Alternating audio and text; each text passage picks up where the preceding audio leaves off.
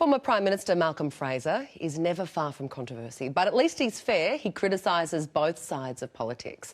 We'll meet him soon, but first, here's a snapshot of his 6 decades in public life. At just 25, Malcolm Fraser was elected the youngest member of federal parliament in 1955.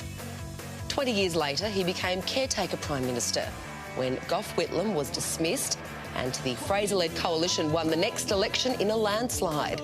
He left politics after Bob Hawke's resurgent Labor Party won office in 1983.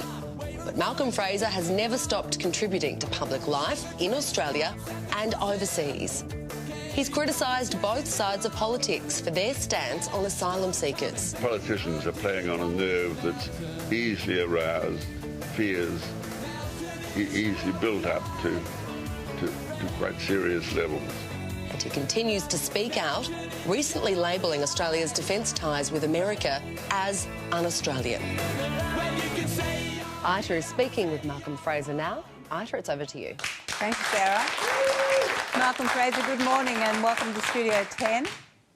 Thank you very much. Good morning.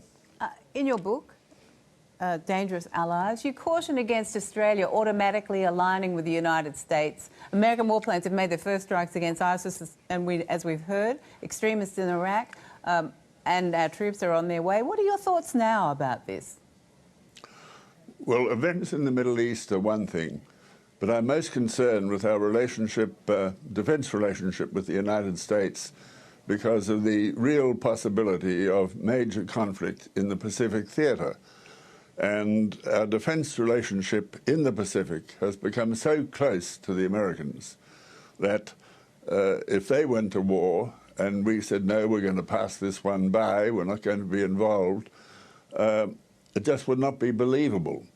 Too much of our own defence platforms, our own defence planning, our own facilities are now used by the Americans.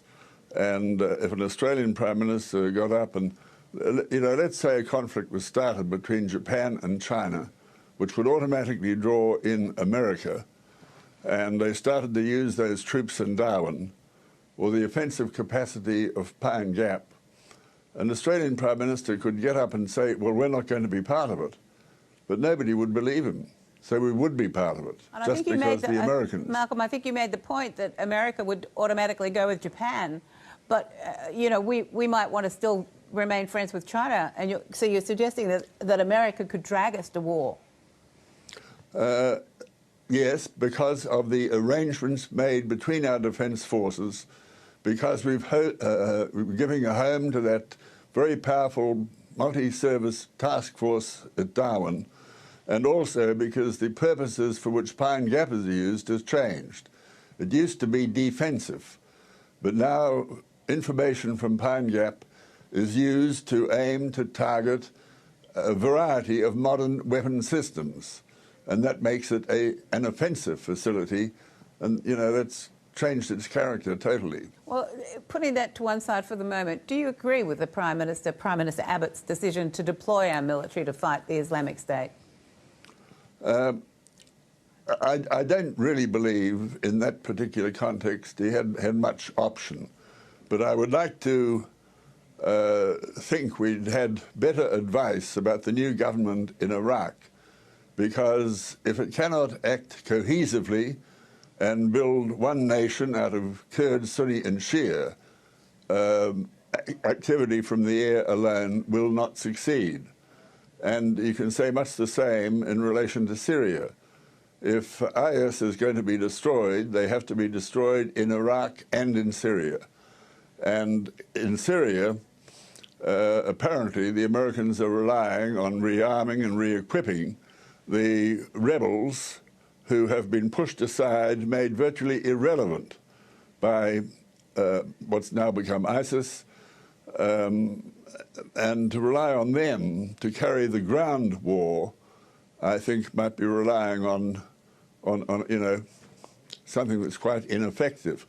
It's a very uneasy world. It's a very uneasy world that we live in, isn't it? And then Middle East unrest threatens the rest of the world. But if we could just move along a little bit, you've been very critical of Tony Abbott's description, Team Australia.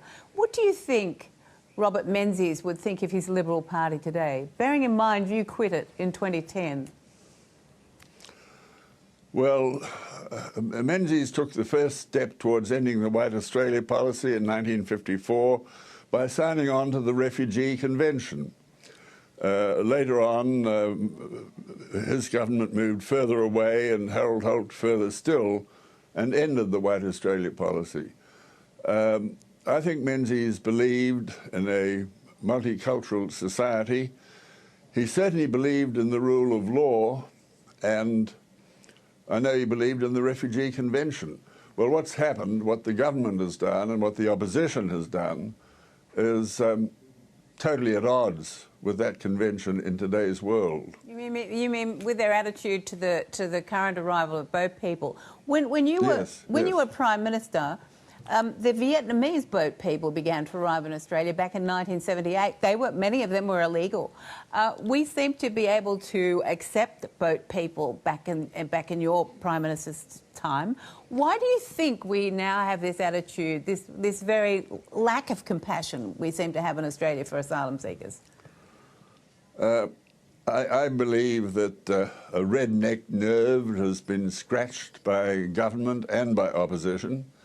It started as a result of Tampa, when boat people were named as illegals, queue jumpers, terrible people, might be prostitutes, could be drug runners, even terrorists. And if you get a succession of ministers or governments saying that a certain class or group of people are terrible people, then obviously out in the wider community there are many who will agree with that. In the days of the exodus from Indochina, which was very much greater than anything we've experienced since, the government was saying the opposite, and we had a bipartisan policy. Gough Whitlam did not oppose the policy, and that was critical, really, to its success. You've been described as a late-blooming radical, which is a rather nice accolade, I think. What do you think of Prime Minister Abbott's performance so far? Well, I suppose it depends what part he's taken in trying to recover from the problems with that Malaysian aircraft shot down in the Ukraine. I think all of that has gone pretty well. I perhaps would have moderated some comments in relation to Russia, but the efforts to help Australians, help Australian families who'd suffered as a consequence of that crash, I would have thought have been well received. And his response in relation to ISIS is something which I believe Australia ought to participate in, but I would like greater assurance that there is going to be Arab support, Arab troops on the ground, and that so far we have no more than a total silence on that subject. So he's governing in difficult times at the moment. Malcolm Fraser, it's been good talking with you today. Your book, Dangerous Allies, makes very interesting reading.